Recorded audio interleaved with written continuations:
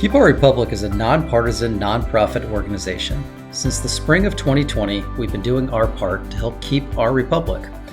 We do it through hyper-localized civic education. We talk with Americans through town halls, through legal seminars, media briefings, and other events. We know a lot of Americans have a lot of questions about how our elections work, what safeguards are in place, and who actually is working behind the scenes on election night as the votes are being tabulated.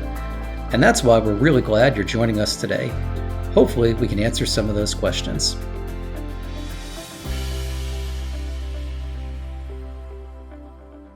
Welcome back to Keepers of Our Republic, a weekly nonpartisan podcast talking to election officials and judges about defending the rule of law and free and fair elections, also known as how we keep our republic. I'm your host, Tate Fall. If this is your first time joining us, don't forget to hit the like and subscribe button and join us here every week on Thursdays for these conversations. Today, I'm joined by Travis Doss, one of the OGs in Georgia elections. Travis is the executive director at the Richmond County Board of Elections, where he's worked for 31 years. In addition to his role in Richmond County, Travis is also the immediate past president of the Georgia Association of Voter Registration and Election Officials, also known as GAVREO. Thank you, Travis, for joining me today. Well, thank you for inviting me. This is exciting. Awesome. Well, we'll jump in. Tell us a little bit about yourself and how you got into elections. Well, as you said, I've been doing this for 31 years. I started working at the Board of Elections in '95. I was 29 years old. And I would like to say that I got involved in elections because I had this burning desire to be a part of the election process. But I can't say that. What I did have was a burning desire to get paid and to get a job. I was fortunate enough to kind of start my career in public service. I did an internship through the county government. So when I graduated from college and I moved away, I moved back to town and I contacted my previous boss and said, "Hey, I need a job and can you give me one?" So luckily I was able to get started back working in the county government. But I wanted to kind of expand. I mean, I started out as a county clerk in the court system. And so it just so happened that the Board of Elections was looking for an assistant director. And I thought, okay, well, I have a degree, I have a master's degree. Public relations advertising. Sure, that sounds like a fun thing to do. Right. Exactly. Really, little did I know. Like I said, I was 29, green, just wanting to make my mark on society. So I have enjoyed it thoroughly. I would not do it any other way. But and for most people that are in this profession, I don't think there's many of us that growing up in life say, "Hey, I want to be elections director when I grow up." I don't think that's on the list of careers on career day at school that you draw a picture of yourself doing. Right. So it has definitely been a very interesting and challenging ride. I have been here at the Board of Elections for all of those 31 years. I was the assistant director up until 2022, where I became the executive director. And I tell you, Georgia it's been crazy all of those years. It has been a wild ride. Yeah, I can only imagine. It's funny. I always tell people elections is one of those roles and jobs where you either love it or you hate it and you quit. There is no in between. People don't tough it out.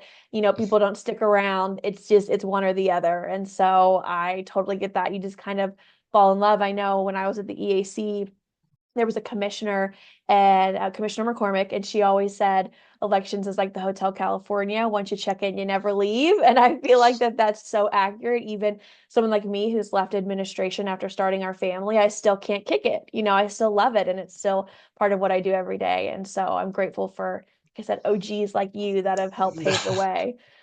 So tell us a little bit about your county, like how many voters you have, number of precincts, staff, and anything unique about your county, just to paint a picture for our listeners. Well, certainly. So I'm in Richmond County, which is Augusta, Georgia. And for those sports fans out there, we are the home of the Masters, which is the golf We're considered the golf capital of the world, but we just had the tournament last week, and so first week of April is when it is, and so that's when everybody just descends upon Augusta for voting. So, but I have been living here in Augusta, Richmond County, all of my life, and so for Richmond County, we have about 148,000 registered voters, active and inactive, about 131 active voters. We are a combination of urban, suburban. We are one of three, I believe, counties in Georgia that are actually consolidated. So we have a consolidated government for the city of Augusta and the county of Richmond, and so that's a unique challenge. Uh, by being consolidated government, but it's a great opportunity because for many counties where you have those municipalities and you have annexations and you're constantly having to move city limit lines, we don't have that because Mm. we're consolidated. I do still have two cities in Richmond County, the city of Blythe and city of Hepzibah, but they can't annex because they would be annexing into the city of Augusta or the county. So they're not, so I don't have that that I have to deal with, which is wonderful. I don't have to worry about the city limit lines. But we have 41 polling day polling places. We have 65 precincts. We have four early voting locations spread throughout the county. And so it's just we're a combination, like I said, of urban and suburban. We have our downtown area where the city is, but then we also out in the southern portion near Burke County, which is more farms and things like that. So we have a little bit of a combination of both. I love that. I think you raised a great point about being a consolidated government because I know our listeners are mostly voters. And so I think, as always, as we know, everyone thinks elections just happen, and people don't often think about the difference between like municipal elections and who's running those versus county elections. And I think it's interesting in a state like Georgia where it's home rule, every county is different. You know, when I was in Cobb, we did run our city's elections, and then you have another big county like Gwinnett where they don't run it. The cities run their own elections. And so I think it's always good to highlight those differences. That way voters know that it can be different. It's not always the same person in charge. For you, luckily, it is. Right. Well, like I said, luckily but our two small cities do contract with us, so we run their elections. And when the city county first consolidated, the actual city of Augusta ran their uh, elections during the off years, the municipal years, but they decided that they wanted to do it on the even years, so that even makes it even easier that I can Oh, run the yeah. city elections at the same time as the county election. So yeah, that works out very well. I love that. I think that's such a voter-centric choice too, because we have major voter burnout here in Georgia and in other states where they have runoff elections.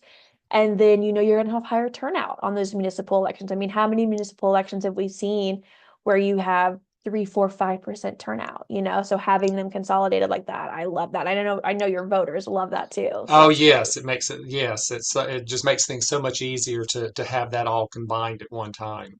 Absolutely. And so speaking kind of that, you and I have talked about your voter wait time tool before. Can you tell us a little bit about the tool, how it was created and implemented, and how it can help your voters and other voters if other counties or cities have similar systems? Certainly. So when we first designed the tool, originally when early voting took off in the state of Georgia, we just had the law requires that you have one location open, which is the registrar's office. So we did have just our office was open. It became very popular. Lines were very long and whatnot. So we decided that we would then open up three other locations, sort of a satellite locations, but it would only be open the one week, the last week before the election. So for 2 weeks, the downtown location was open, and then for the last week, the third week, we had these three sites open. And what we found that with those three sites, once the three extra sites opened up, people seemed to be waiting. to go that last week because, of course, many of the sites were closer to their homes and things like that. So what we did was we were looking at the downtown location because of that was getting no activity. It was very busy the first 2 weeks, but that last week, no one was showing up. And we had one kind of central location that they were having 2 and 3 hour waits. And we thought this is crazy. I understand the dedication of doing that, but you got a downtown location which has no waiting, and you've got this other location that people are wrapped around the building. Right. And so we thought, okay, what if we gave everybody an opportunity to check those wait times? So if you're not really, I mean, my county is not huge. It's not like the metro counties. I mean, it takes you 20 minutes to go from one location to the other. So it's not an unreasonable drive. So we Yeah. thought, hey, this would be a great idea if we put on our website the wait time. So if you were deciding to go out and vote, let's look at the Brigham Center, see how long the wait time is there, or Robert Howard, or even downtown. And so we thought that would kind of help people make those decisions. And yes, I understand that the place closest to your home may be, a 2 minute drive. But if you drove another 10 minutes, you would save time rather than waiting in line for 3 hours. You would drive. And it was kind of funny because we had one election that I went to one of the advanced voting sites, and the line was just like out the door. So I jumped out of my car, and I'm telling the people, I'm like, look, just go downtown. There's no waiting. Go downtown. Go downtown. And I thought, wow, I didn't identify myself. I didn't say who I was. Like this And these people, crazy guys yelling I at us. know exactly. Who's this guy yelling at us? He's probably telling us, he's probably trying to force us not to vote, or he's probably discouraging us by telling us to go someplace else. I thought, okay, I probably should not do that again. Uh, Um, but so the wait time application has been nice. So you can go online, you can look at the wait times. Now it's not quite as, we don't have as many wait times as we did back then, but we still thank keep the goodness. application up there. I know, but we changed back in 2024, and we thought, you know what?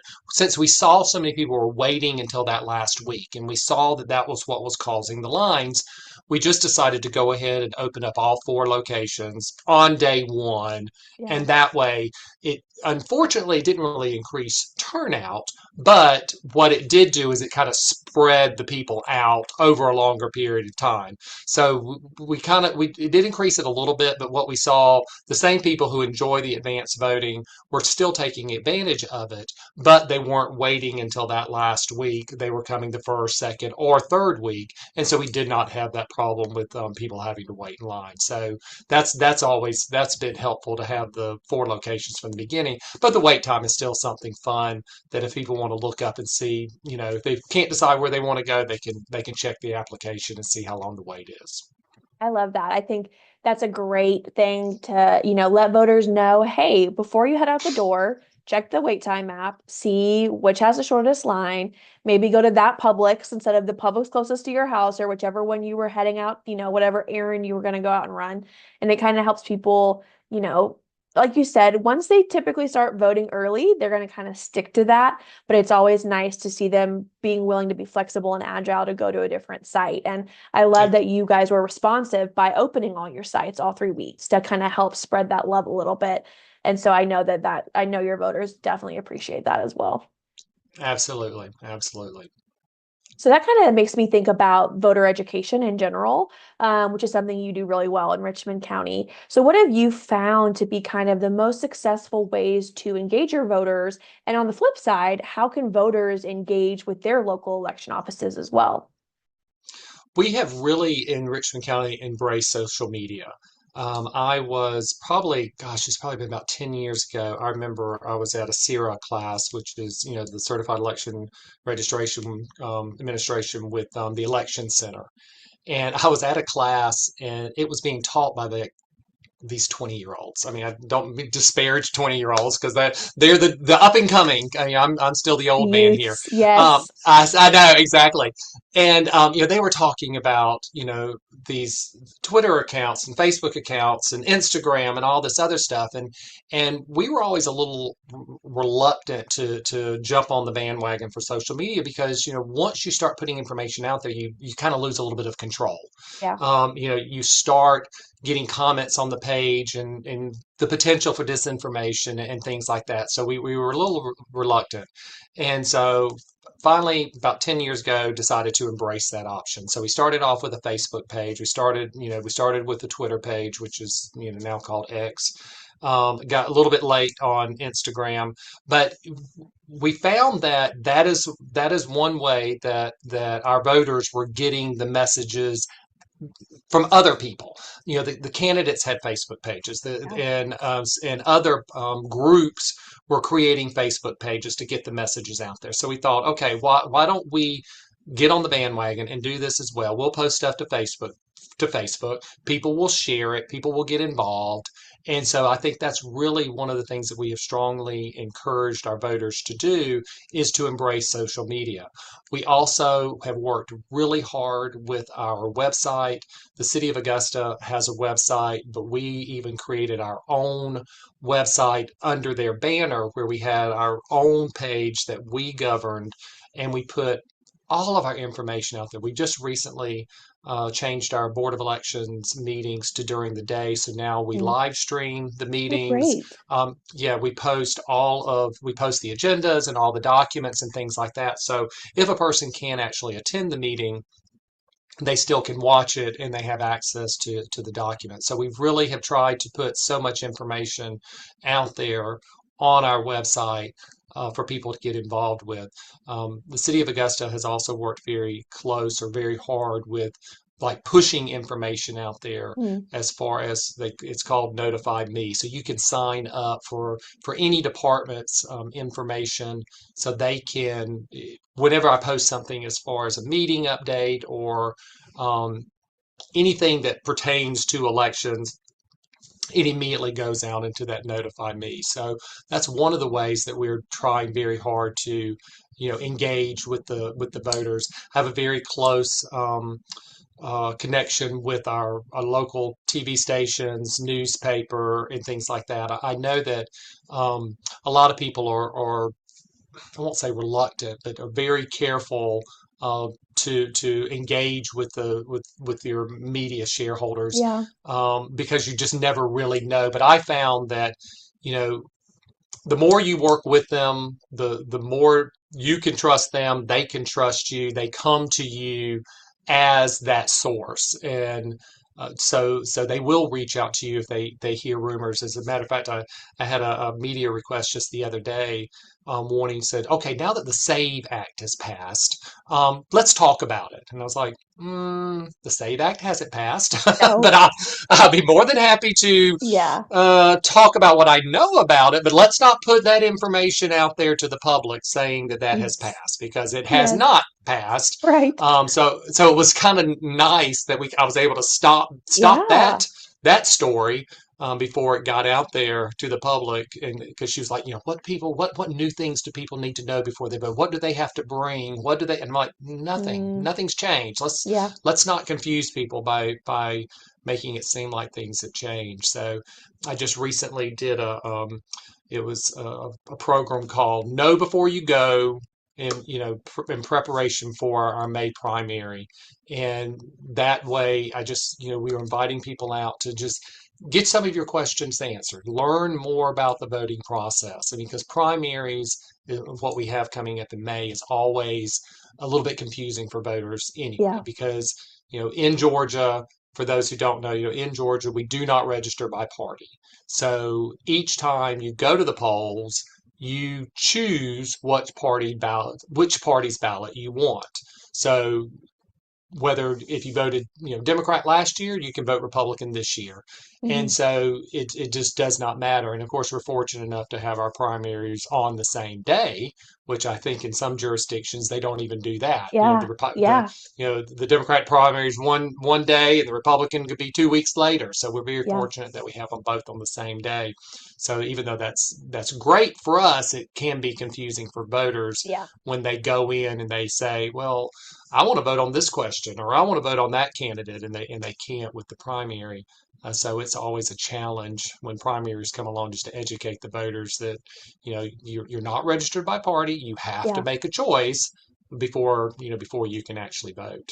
And those are yeah. just things that, we try and just get that message out there to the public. And I I do everything I can. I never turn down a request for an interview. I never turn down a request for a comment. Um, Actually, kind of be I'm made fun of by some of my counterparts. Like, I turned on the TV and Travis was on it again. I mean, so They it's should be like, so well, blessed. that's right, that's right, that's right. Oh, I love that. And I think that really highlights, I think one of the most common things we see is our voters who watch the national news or get their information at the national level. And they're hearing about something that's happening in a different state, and then they call you frantic Okay. or they show up at your office. And I think that that highlights and is great for our listeners to remember that every state is different. In a lot of states, every county is different. In some states, every city is different. And so when you're watching national news and they're talking about elections, or if you see something on Facebook that's not from your local election office or your local news, it's always a great idea, check out your local official election official's website, like you said, your great website, their social media, give them a call, make sure that that is true for your jurisdiction and is not just something, because like you said, I mean, we have open primaries versus closed primaries. There's so many things that are different. And you hear, crazy stories about people posting things and you just never know what's real. And so it's always good to check in with you, the real professional. And that's why I love you've built those relationships, which is crucial. So you're getting all your voters from those that watch the local news to those that still read the paper to those on Twitter. So I think that that's great. And it's something that I hope all voters, know that they can check out that information for their local people. That's true, and you really nailed it when you talk about listening to the national news or sometimes even the local news. It can vary from county to county because Yeah. just like just because you heard that, the neighboring county may be open from, because I mean we have this struggle right now. My neighboring county, they're open from eight to 5 for advanced voting. We're open 8:30 to 6, and so Mm. if you only hear a part of it, then you may miss. You need to make sure that you verify your particular county and don't just assume that what's good for one county is the same for another county. Yes, that's a great point. And I know that that is most states are like that, where it is different. So I think that that's a great thing to highlight. I'd be remiss if I didn't talk a little bit about our amazing state association here in Georgia, which is the Georgia Association of Voter Registration and Election Officials, also known as GAVREO. And most voters probably aren't aware that their state likely has an association for their election officials. Almost all states have one. What do you think is beneficial about having such a strong state association? And I'm curious what you think, what's beneficial for election officials, but how that also benefits our voters. Well, one of the things, I mean, I am just so thrilled. I have been, as you said, involved in elections for all this time, where we used to have two separate associations. We had Election Official Association and a Voter Registrars Association. And in 2019, the two associations combined, but we were kind of just still trying to figure out what direction we wanted to go. And probably about 2 years ago, 2 or 3 years ago, we decided, look, we are 159 counties, but 500 members strong. I mean, we have a Yes. voice. We're Yeah. not just an individual person in a county, shouting at the windmills. I mean, we could, make a point here. And so we did. We decided that, okay, now is the time that we need to have our voices heard. And so we actually went and hired a lobbyist, and we really started working very closely with our legislators on legislation, and has just been so well received to the point that, as you said, Gavria. Well, when we first started, it was Gabreo, Gabaro, Gavria. I mean, nobody even knew our name. I mean, it was just, I mean, it was almost like, this little small town, whatever, Yeah. that nobody even knew how to pronounce. And it was just so exciting this last session. I mean, Gabrielle was mentioned so many times, Yeah. and the voices of the election officials were spoken. I think there was even an opportunity when you were with Cobb. There was a hearing, and after they did the presentation, after the legislator did their presentation, they said, "Okay, before we open this up to public comment, we want to hear from the election officials first. We want to hear from Yes. Gabrielle first." And I thought, wow, Yeah. that is such a difference than the way it was, 5 years ago. And, for the voters, what that means is that, because we are an association, because we are, banded together, Hmm. 159 counties, even though we each may conduct our elections differently based on our population, based on our demographics of voters, we still have that collective sharing of ideas and working together to come up with different things on what is best for the voter. And how something may work in one county may not necessarily work in your county, but then when you talk how you can still mold it to make it fit best for your county. Yeah. And when we work together on getting out sort of the same messaging, that's always very helpful, is that we're all talking about the same things and how those things affect the voters.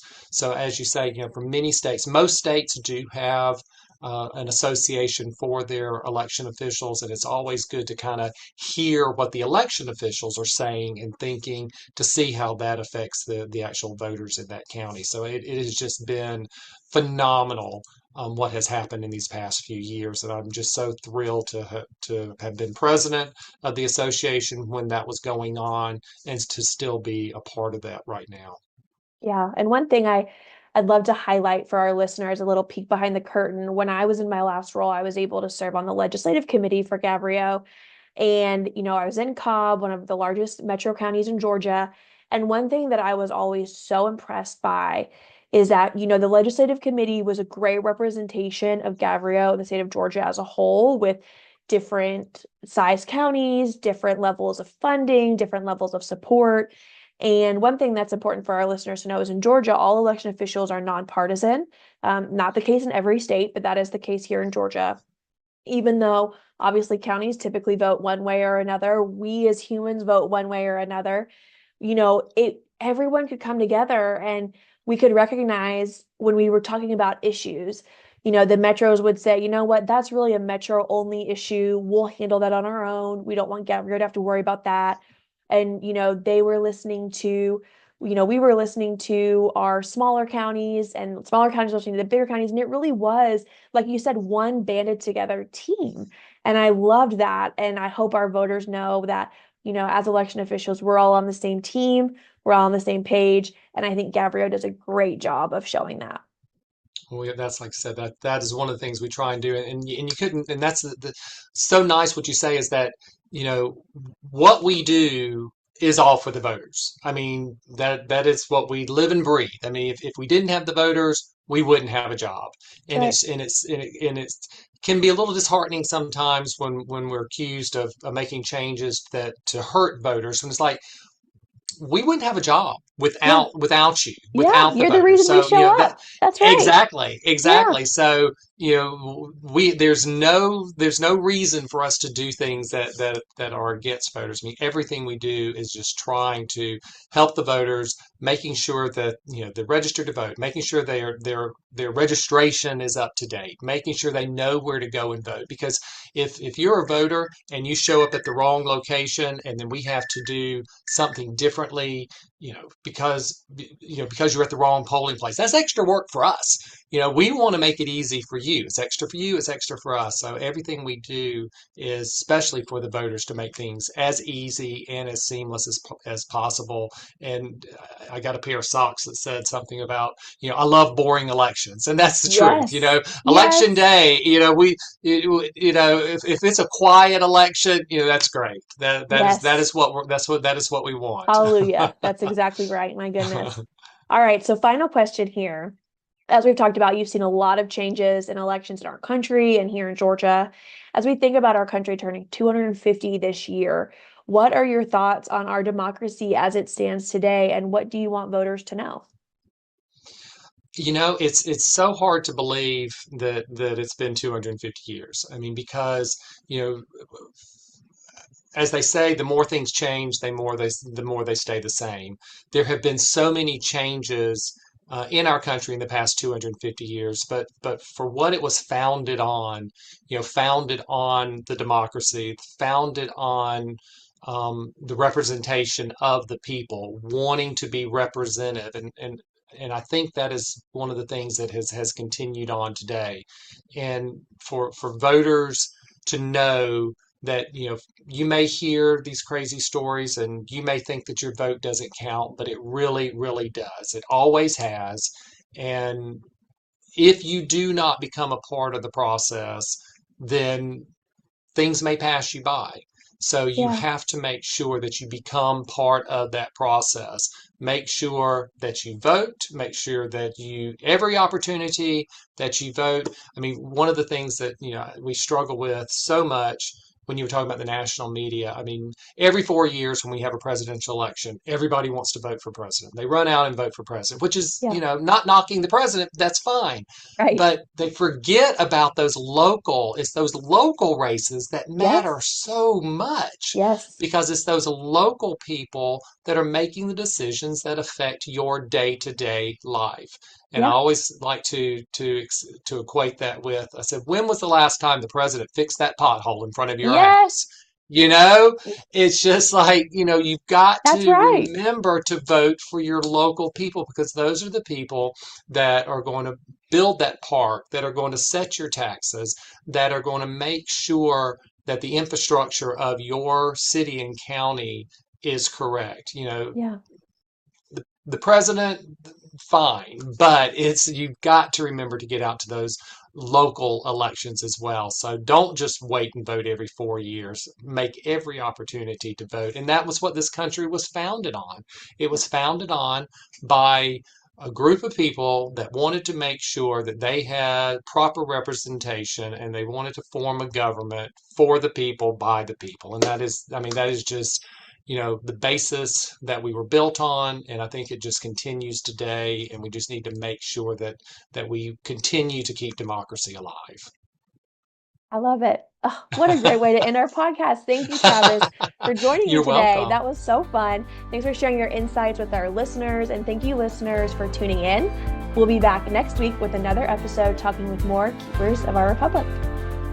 Thank you so much. It's so great to be here. If you like this episode, please share it on social media and tell your friends. It's the best way for folks to find out about us. I hope you'll agree that our guest is indeed a keeper of the Republic. If you want to learn more about how you can help keep our Republic, stop on over to our website, keepourrepublic.org. Thanks so much for joining us to learn more about the safeguards in running our nation's elections.